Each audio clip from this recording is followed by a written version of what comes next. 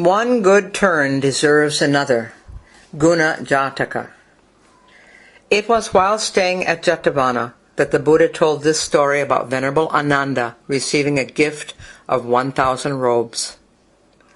Venerable Ananda had been preaching regularly to the women of the palace of the king of Kosala for some time. One day, 1,000 robes, each worth 1,000 coins, were brought to the king. The king gave 500 of them to his queens. The queens put the robes aside and presented them to Venerable Ananda after he taught them. The next morning, when the women joined the king at breakfast, they were all wearing their old robes. The king remarked, "Yesterday I gave you robes worth 1,000 coins each. Why aren't you wearing them?"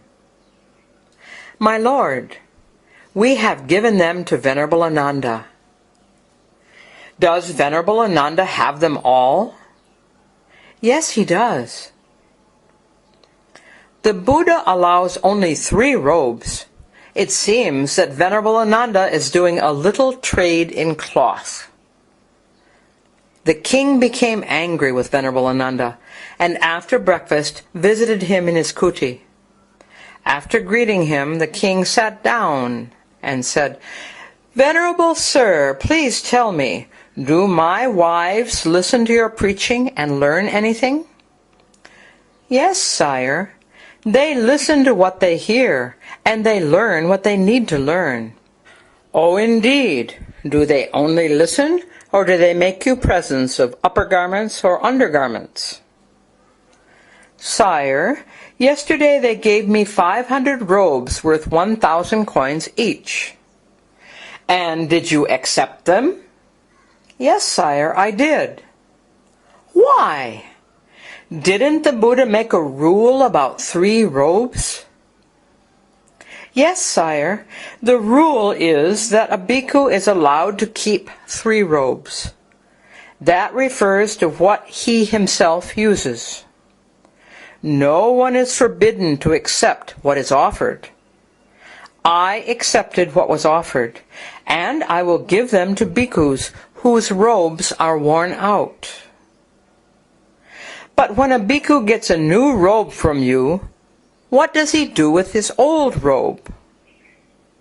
"He turns it into a cloak, sire." "And what about the old cloak?" "That he turns into a shirt." "And the old shirt?" "That serves for a blanket. The old blanket becomes a mat. The old mat, a towel. What about the old towel?" "Sire, it is not permitted to waste the gifts of the faithful. We chop old towels into bits and mix the bits with clay, which we use for mortar in building our kutis."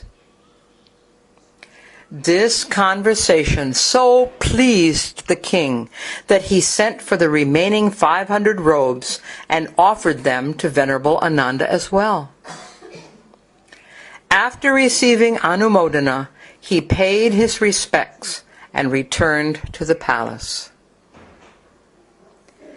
Venerable Ananda distributed the first 500 robes he had received to the bhikkhus at Jetavana to replace their old, worn-out robes. There was one young bhikkhu, however, who was very helpful to him. This young bhikkhu swept out Venerable Ananda's cell, brought him toothsticks and water for rinsing his mouth, cleaned the toilets and kept them filled with water, dusted and tidied the sitting and sleeping rooms, and did whatever else was necessary. To him, in recognition of his great service, Venerable Ananda gave all of the 500 robes which he had received directly from the king.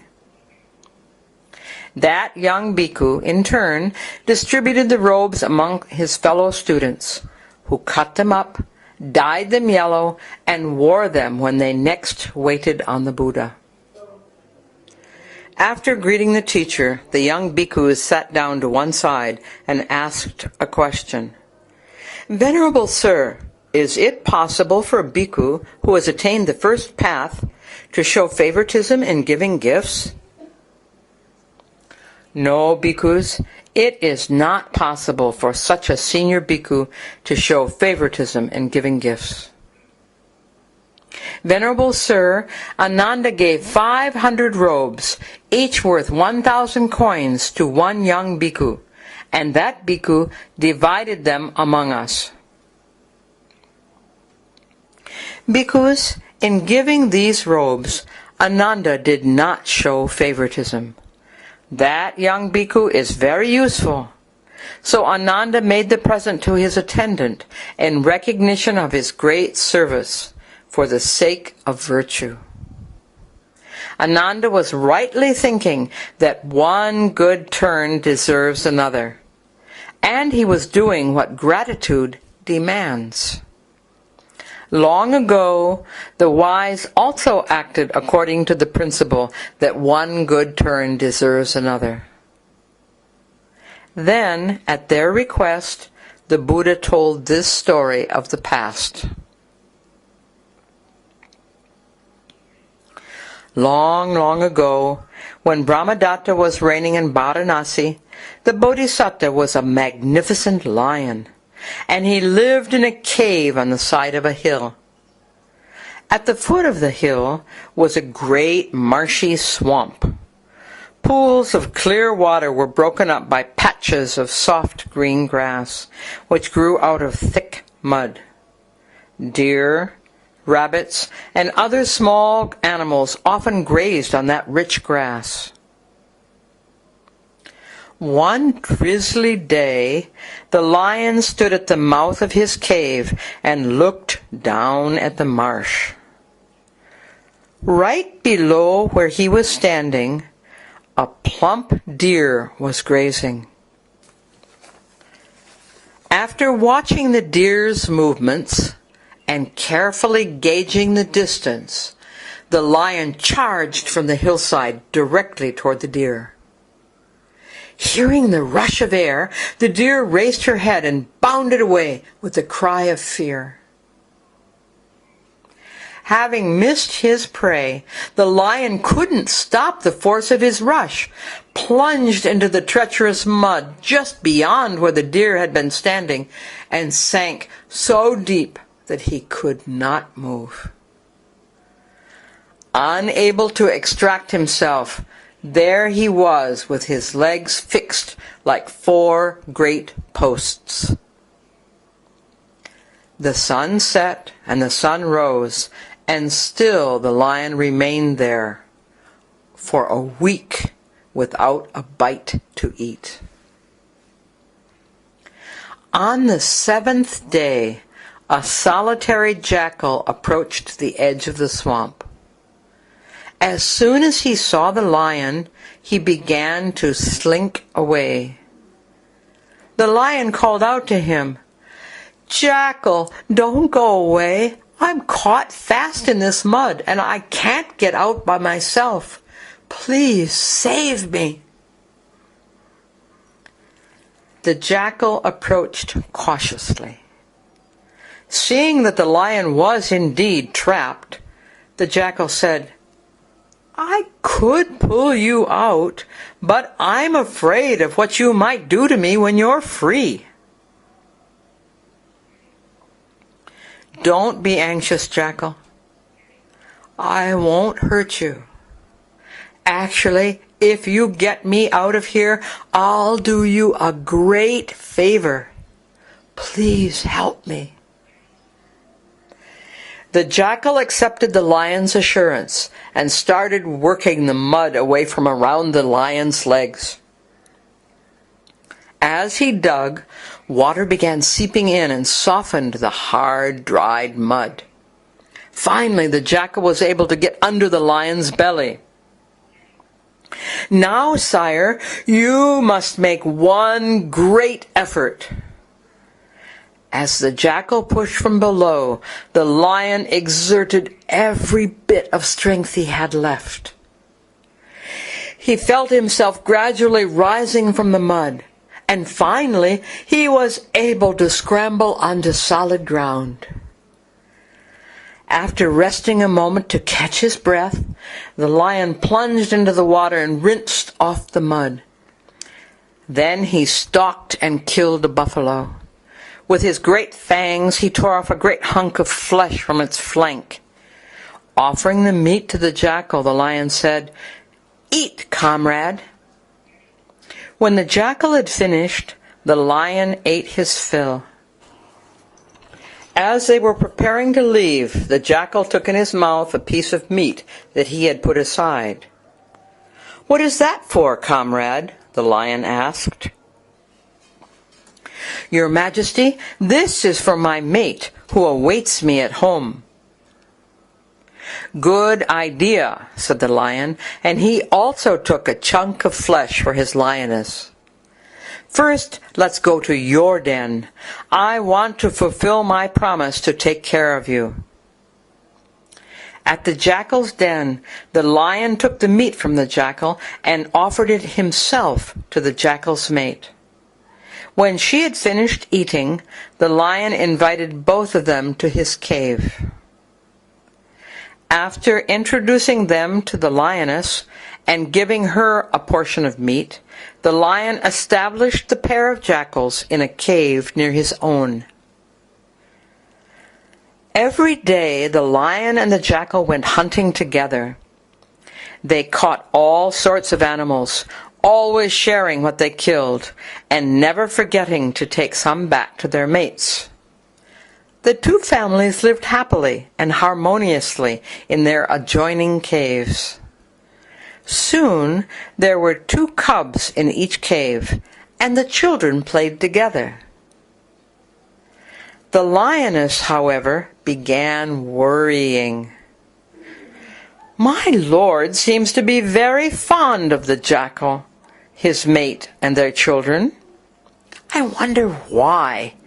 It's just not natural for our 2 families to be living together like this. I fear that something is going on between them. Perhaps that's why my lord is so fond of them. In any case, I should get rid of her. I'll have to find a way to drive them away." While the lion and the jackal were off hunting, the lioness started to intimidate the jackal's mate. Every day she asked leading questions, such as why the jackal stayed there, whether she was afraid, and why she didn't run away. These questions terrified the jackal's mate. Taking a cue from their mother, the lion cubs began frightening the jackal cubs as well. The lion cubs pouted so fiercely and roared so loudly that the poor jackal cubs were afraid to leave their cave. One evening the jackal said to her mate, "We have been living here for a long time, and it seems that we must have outstayed our welcome.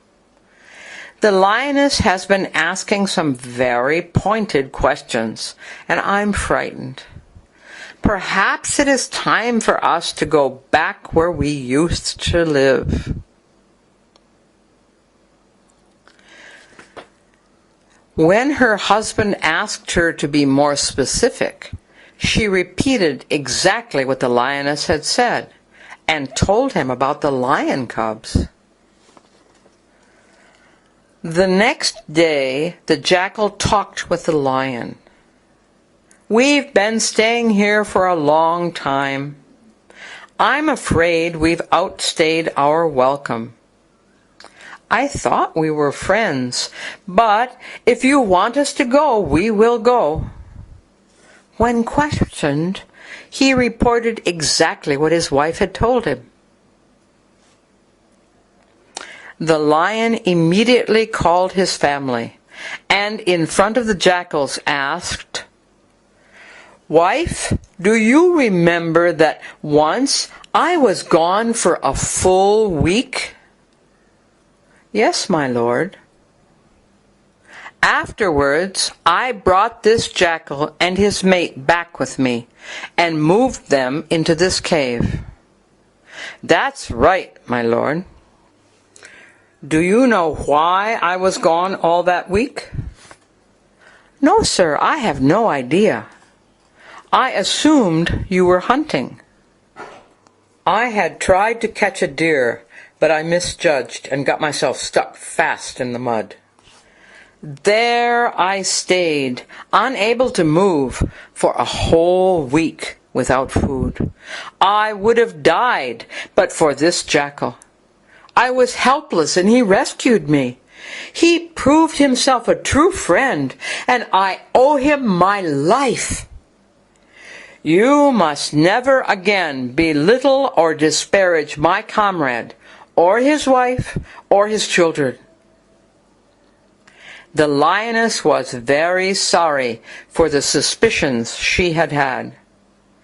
She humbly apologized to her mate and to the mate of the jackal, and the two families once more lived together as one. The young jackals and the young lions played together while they were small, and even after they grew up, they remained close. After the parents died, the children maintained the bond of friendship and lived together happily. Indeed, the relationship remained unbroken through 7 generations. Having concluded his story, the Buddha taught the Dhamma. Some bhikkhus attained the first path, some attained the second, some attained the third, and some became arhats. Then the Buddha identified the birth. At that time, Ananda was the jackal, and I was the lion.